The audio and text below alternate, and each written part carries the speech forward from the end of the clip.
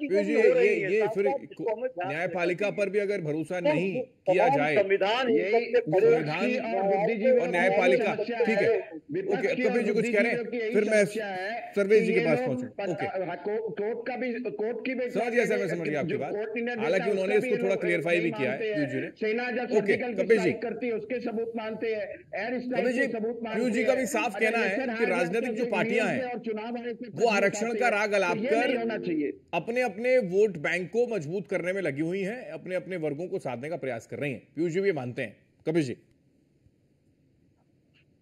होते हैं, इसमें इनकार नहीं किया जा सकता। लेकिन मैं एक बात बहुत स्पष्ट करूं जी कि जो कलकत्ता हाई कोर्ट के अंदर मामला गया है, वो ये यहाँ लेकर के स्वयं गए, तो हाई कोर्ट ने जो भी निर्णय दिया है, अभी तो सुप्रीम कोर्ट और सुप्रीम कोर्ट की संवैधानिक पीठ उस पर निर्धारित करेगी, क्योंकि सरकार का अपना ये कहना है कि हमने जो आरक्षण दिया है वो 2B कैटेगरी के अंदर लिया है।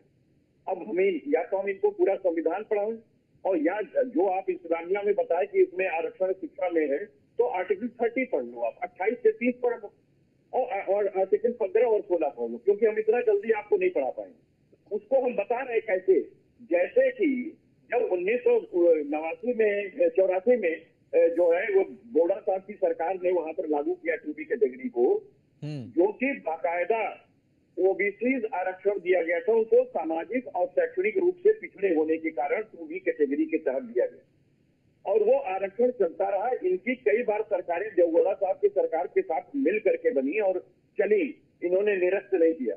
हाँ। उसके बाद इनकी सरकार 2023 में भी इन्हीं के साथ बन करके चली, उन्होंने निरस्त नहीं किया। 23 में जाते जाते निरस्त किया, जिसको सुप्रीम कोर्ट ने वर्तमान समय में फिर बहाल कर दिया है। यानी कि सुप्रीम कोर्ट ने 2B की कैटेगरी को डिफाइन कर दिया कि जो कर्नाटका के अंदर किया गया था वो एक्सरसाइज गलत नहीं था।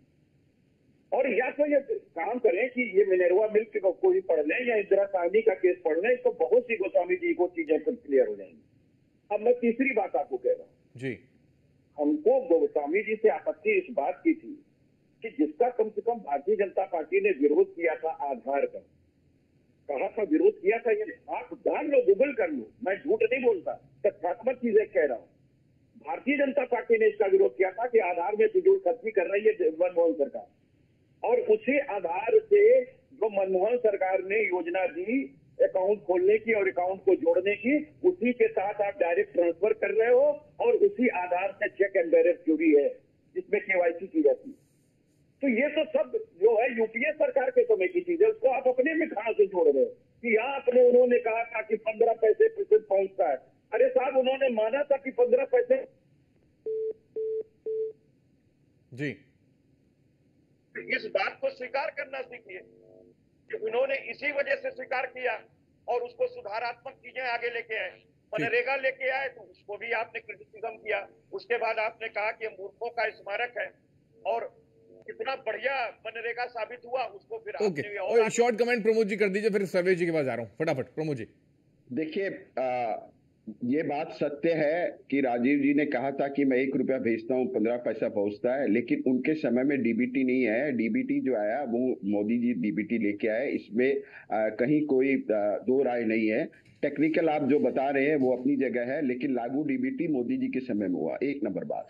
दूसरी नंबर बात यह है कि आज देश की जनता किस पे विश्वास करे। आज चुनाव का माहौल है, चुनाव कई जगहों पर हो रहे हैं। देश की जनता किस पे विश्वास करे?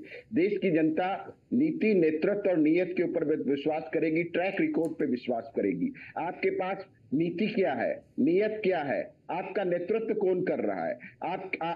आपके नेता बोलते हैं कि हर साल एक प्राइम मिनिस्टर बदलेंगे। आपके नेता बोलते हैं कि केंद्र में कमजोर सरकार चाहिए जिससे राज्य मजबूत हो। तो आपके अलायंस के पार्टनर दिन रात पानी पी पी के सनातन को कोसते हैं। सनातन की तुलना आप डेंगू से करते हैं, मच्छर से करते हैं, कोरोना से करते हैं। तो फिर आप पर आरोप लगता है कि आप हिंदू मुसलमान करते हैं कि अगर मोदी पर फिर आरोप लगता है कि हर मंच के माध्यम से हिंदू मुसलमान करके वोट लेना चाहते हैं। मिनिस्टर है, सनातन तो अनादि और अनंत है। सनातन का तो कोई अंत, शुरुआत का भी किसी को पता नहीं, अंत का भी किसी को पता नहीं। तो इस तरह की बातें जो कह करके आप बहुसंख्यक समाज के लोगों लोगों के अंदर में के विरुद्ध में जिस तरह के मंतव्य देते हैं, उससे आपकी निष्ठा के ऊपर प्रश्न उठते हैं। और आपके ये सेक्युलरिज्म को हम सीडो सेक्युलरिज्म बोलते हैं, शब्द निरपेक्षता, धर्म निरपेक्षता बोलते हैं। और असल में हमारा जो सेक्युलरिज्म है वो सर्वधर्म सद्भाव का है, सर्वभौमतु सुखी सर्वभौमतु निरामय का है, justice to all, appeasement of none का है, एकम सत्य विप्रा बहुधा वदन्ति का है। वही तो लाइन है, और इसी लाइन पर आप दरअसल वोट खींचने का प्रयास करते हैं। ये एलिगेशन लगता है आपको, आपके ऊपर कि हिंदू मुसलमान करके आप वोट लेने की कोशिश करते हैं। आपका जो स्टैंड है वो क्लियर है जरूर, लेकिन कहीं ना कहीं राजनीतिक फायदे के तौर पर है। उसमें विकास के मुद्दों को गिनाने के लिए आप पीछे हट जाते हैं, हिंदू मुसलमान करने का प्रयास करते हैं। यही बात विपक्ष के नेता कहना शुरू कर देते हैं। हिमांशु जी अभी वही बात कह रहे थे, नाराज हो गए, हालांकि चले गए वो। ठीक है, मैं लौट रहा हूं प्रमोद जी, मैं लौट रहा हूं। ओके, मैं लौट रहा हूं। सर्वेश जी, क्या वाकई ये स्थिति है कि इस पूरे चुनाव में तमाम चरणों में हमने उन मुद्दों पर गौर नहीं किया, राजनीतिक पार्टियों ने उन मुद्दों पर आकर जो है ताल नहीं ठोकी है और उन मुद्दों पर जिक्र किया है जिनका फिलहाल वर्तमान की स्थिति से लेना देना नहीं, असमानता का समानता का जिक्र हो या फिर अगर हम आरक्षण का जिक्र कर लें, वो मुद्दे नहीं जिसको लेकर विपक्ष भुनाने का प्रयास करता रहा लेकिन उसका कोई असर नजर नहीं आता। क्या ऐसी स्थिति है सर्वेश जी, लगता है आपको? देखिए हेमंत जी, जो पूरे चुनाव का परिदृश्य जब हम देखते हैं चुनाव जी, तो भारतीय जनता पार्टी के पास तो जो कहने के लिए है वो अपनी योजनाएं हैं। तो भारतीय जनता पार्टी तो और प्रधानमंत्री मोदी भी, योगी जी भी अपनी योजनाएं गिना ही रहे हैं। उसके साथ साथ उन्होंने जो दूसरे मुद्दे उठाए हैं, जैसे आरक्षण का मुद्दा, हाँ, अब बार बार प्रधानमंत्री मोदी और अमित शाह ये कह रहे हैं कि ओबीसी आरक्षण पर डाका डालकर वो मुसलमानों को आरक्षण देने का प्रयास हो रहा है। हाँ। ये बात मुख्य रूप से चर्चा में है। इसी को कहा जा रहा है कि प्रधानमंत्री और भारतीय जनता पार्टी हिंदू मुसलमान। अभी जो बात हो रही थी आरक्षण की, जो पश्चिम बंगाल में हाईकोर्ट का निर्णय आया है जी, अभी हम सुन रहे थे, पीयूष जी की बात। इन दोनों आरक्षण में एक अंतर है। जो आरक्षण आंध्र प्रदेश का है, कर्नाटक का है और पश्चिम बंगाल का जी, पश्चिम बंगाल का जो आरक्षण है, जिस कारण से वो सूची निरस्त की गई है, प्रमाण पत्र निरस्त किए गए। दरअसल वहां जो एक 2010 के बाद एक लिस्ट जारी की थी ममता बनर्जी सरकार ने, उस लिस्ट को कैंसिल कर दिया है हाईकोर्ट।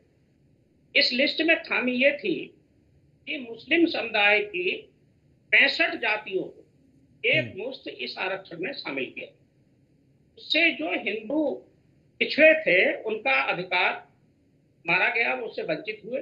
और जो लिस्ट बनी, जिस लिस्ट को कैंसिल किया गया है, उसमें मात्र 5% हिंदू हैं, 5 जातियां हैं, 5% नहीं 5 जातियां हैं। ओके, और 65 जातियां मुस्लिम हैं। दूसरी तरफ जो आरक्षण कर्नाटक में दिया गया, अभी पीयूष कह रहे थे कि पिछड़ा वर्ग के अंतर्गत, नहीं, वो पिछड़ा वर्ग के अंतर्गत नहीं है। वो आरक्षण एज मुस्लिम 4% आरक्षण है। बिल्कुल, पिछड़ा वर्ग के अंतर्गत जो मिलता है पिछड़ी जातियों को, उसमें मुसलमान हैं, सही है, वो उत्तर प्रदेश में भी हैं। हाँ, उत्तर प्रदेश में भी जो ओबीसी को जो निकाय के चुनावों में आरक्षण मिलता है, आरक्षण की सीमा में आते हैं, उसमें मुस्लिम जातियां भी हैं। तो वो पिछड़ वो अलग है। लेकिन जो कर्नाटक का आरक्षण था जिस पर विवाद हुआ था, ये 4% अलग से मुस्लिम नाम से, कोई भी मुसलमान उसमें हर मुसलमान आरक्षण की श्रेणी में था जी, चाहे वो पिछड़ा हो या ना हो, वो मुसलमान को 4% आरक्षण मिला था। हाँ, और यही बात आज एसटी हसन ने कही है। एसटी हसन ने ये नहीं कहा कि हम पिछड़े मुसलमानों को आरक्षण देंगे, उन्होंने कहा है कि हम मुसलमानों को आरक्षण देंगे। बिल्कुल, तो यही बात जो है विवाद का मुद्दा बनी हुई है। और जो आरक्षण की जो मूल संरचना है, देखिए हेमंत जी, आरक्षण में कोई परिवर्तन अब नहीं हो सकता जी। हालांकि राहुल गांधी ने कई सभाओं में कहा है कि हम आरक्षण की सीमा को तोड़ फोड़ कर फेंक देंगे, हाँ, लेकिन वो संभव नहीं है क्योंकि सर्वोच्च न्यायालय का उसमें आदेश है। और इसी तरह से संविधान बदलने का जो एक विमर्श बनाया गया, संविधान बदलना भी देश में अब संभव नहीं है क्योंकि संविधान के लिए केशवानंद तो सिर्फ और सिर्फ वोट के लिए, सिर्फ वोटर्स को अपनी ओर आकर्षित करने के लिए सर्वेश जी ये स्थितियां हैं। ये केवल ये हमने शुरू में ही कहा था कि ये विमर्श हालांकि बन गया है देश में, ये एक चर्चा का विषय है, लेकिन ये काल्पनिक विमर्श है। तथ्यात्मक रूप से ये सही नहीं है क्योंकि केशवानंद भारती का एक लैंडमार्क डिसीजन 1970 का है जिसमें सर्वोच्च न्यायालय की 13 जजों की बेंच ने ये स्पष्ट कर दिया था कि संविधान की मूल संरचना में कोई परिवर्तन नहीं किया जा सकता है। और संसद की जो संविधान संशोधन की सीमा है वो भी असीमित नहीं है, ये भी उसमें उल्लेख कर दिया। ओके, तो ये एक विमर्श है। अब राजनीति के लिए वोट मांगने के लिए ठीक है, विमर्श बनाना उनका अपना मुद्दा है, इस पे कपिल जी शायद कमेंट करें।